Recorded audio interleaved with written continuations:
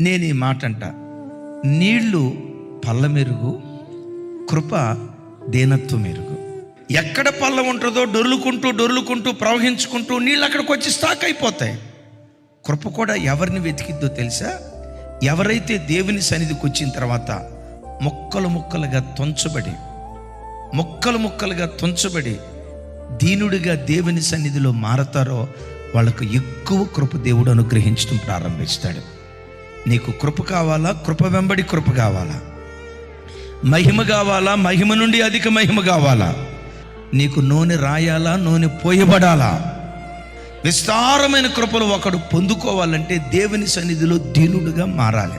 అంటే ఎంత కృప ఇస్తాడయ్యి అంటే నీలో నాలో ఎంత దీనత్వం ఉంటుందో నీ దీనత్వాన్ని కొలిచి దానికి తగినట్లుగా దేవుడు కృప ఇవ్వటం ప్రారంభిస్తాడు.